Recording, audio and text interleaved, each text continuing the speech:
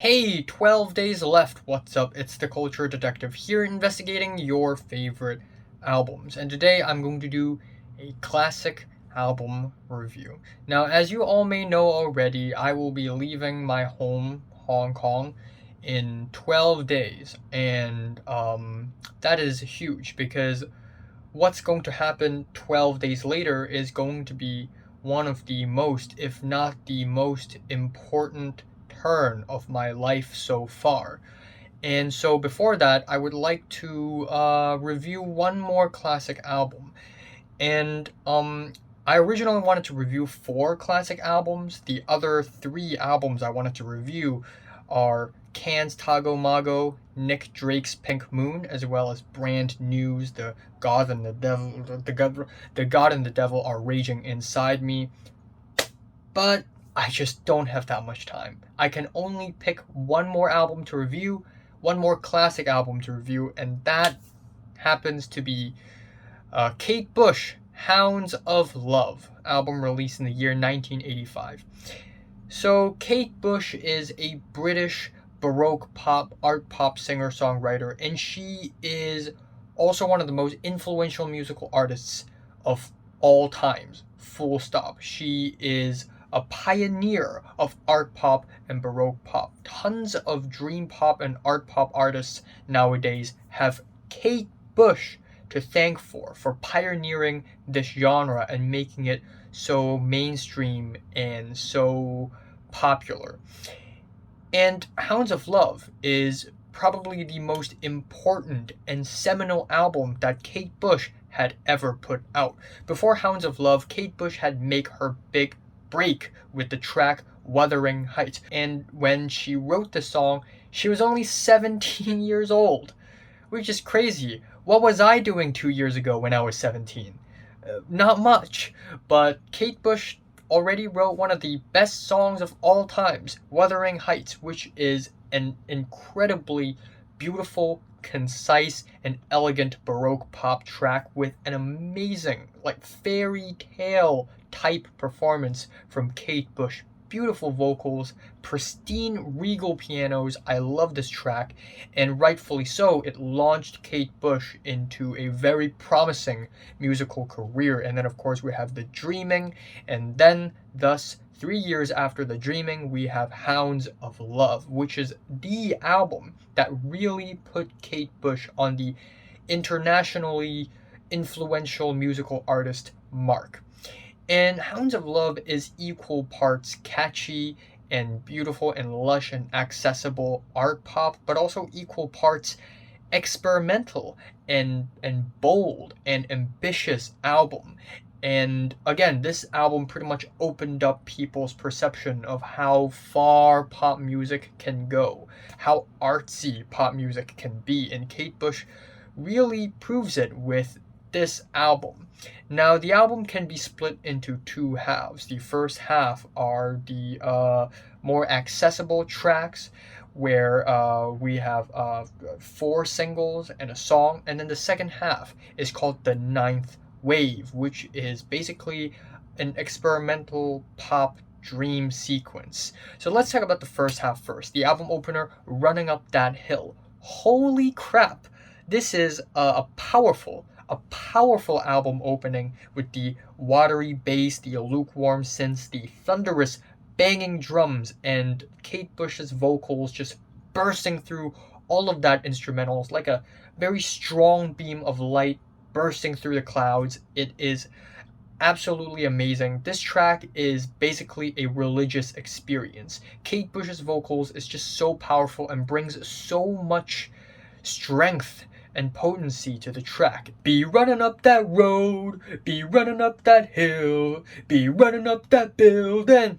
It's just so absolutely thunderous and striking, and lyrically it is about two lovers, and the protagonist of the song wants to make a deal with God so that the other lover would understand her more, swap places. And even though lyrically it doesn't seem much, but the way Kate Bush delivers this song and the way the lyrics are written so poetically, this lyrical topic is boosted to a point of drama. It's it's turned up to 11. It is just absolutely insane, and it is already one of my favorite pop songs of all times. Actually, one of my favorite songs of all times, full stop. Absolutely amazing opener. And then that is followed with the title track, Hounds of Love, which has the uplifting strings, the very spacey drums, the reverby vocals. Again, just sounds absolutely fantastic. Just the production, the writing just fired up on all cylinders. And I love the chorus of this track where Kate Bush goes, hounds of love and hounds of... Yeah, you know, when I do it, it's cringy. When Kate Bush does it, it's friggin' beautiful. I just can't replicate that. And overall, this is another very powerfully amazing single. It's eye-opening, it's gorgeous, it's poetic, it's everything great. And then that is followed with The Big Sky, which is another totally slamming single. It is a piano-driven dance pop song with the very grandiose, huge vocal layers, the very hopeful, jangly guitars, the shuffly percussion. It's so blissful. It's so optimistic. It's so much fun. And also, Kate Bush's backup vocals on this track, la-di-da, la-di-da, la-di-da. It's just so infectious. And just 3 for 3 masterpieces. That is, of course, followed with a more slower track called Mother Stands for Comfort, which has some pretty endearing lyrics. And the track is slower, it's more simple, it has a very simple bass and pianos, and while comparing with the previous 3 tracks, it doesn't sound all that great, but still it stands on its own as a pretty great track as well. And this first half of the album ends off on Cloudbusting, which is a single, and it's a really special one because it doesn't sound like the first 3 tracks at all. It's super stripped back, very skeletal, simple strings, constantly rumbly drums, and I actually didn't like this track at first. At first, I was kind of underwhelmed by how simple that this song sounds, but after listening to it like 8-9 times, I actually start to really like it, especially when the spotlight is shifted on Kate Bush's vocals and the very hopeful lyrics. I know that something good is gonna happen. Bum ba-dum bum ba-dum ba-da-da-da. The strings is just amazing. It really riles up a lot of hope and anticipation from the very deep core parts of my heart, and it just segues very smoothly into the nightmarish second half of Hounds of Love, the 9th wave, where these tracks are described as a dream sequence, almost like a musical number to Inception or something. And at the same time, these few tracks are also inspired by this incident of this girl who was on a lifeboat, but the lifeboat flipped, so she was drifting in the ocean for days until she was rescued. And this does make for some really interesting and artistic tastes of pop music. The second half starts off with And Dream of Sleep, which is a reflective ballad, and it is very pristine, it is very elegant, and as far as ballad goes, this is awesome, this is beautiful, but I think more importantly in the greater context, the way it starts off the dream sequence, it almost like this track is where our protagonist falls asleep, and it is the next track, Under Ice, when the nightmare truly begins. We have these very cold cellos, very odd, worrisome lyrics, these chopped up samples, like these field recordings. Maybe they're not field recordings, but you know, these vocal samples, these talking noises just seeping here and there, just create such intense icy atmosphere. And again, I just totally didn't expect this album to go this experimental. Then the track Waking the Witch is a truly terrifying musical experience. It has this very weird deconstructed structure where we are mixed between these watery bass, these fragmented vocal samples that are like pulled out of, I don't know, like news reports or something, these chopped up vibrating vocals, these bell sounds, these demonic noises. It's horrifying at some point. It is very sweet and dreamy at some point. It is catchy and like an action movie at some points. We have some sweet pianos at some point, and it's all crushed and condensed within 4 minutes or so. It is weird as hell, and it sounds brilliant. Then that is followed with Watching You Without Me, which I think is the most forgettable track on the album. I'm just gonna say right off the bat, this track doesn't really impress me all that much. I mean, again, as a track on its own, it sounds fine. But in comparison with the rest of the album, I don't think this track is all that great or anything. It is a very quiet and skeletal ballad with a fretless bass, some simple twang guitar, some simple beats, and it's pretty nice. Maybe I wish it's a little shorter, but never mind, because the next track completely blows the previous track out of the water, and this track is called Jig of Life, where Kate Bush suddenly takes a turn to like medieval Celtic folk. It's it's absolutely insane with the very intense hand drums, the frenzy strings.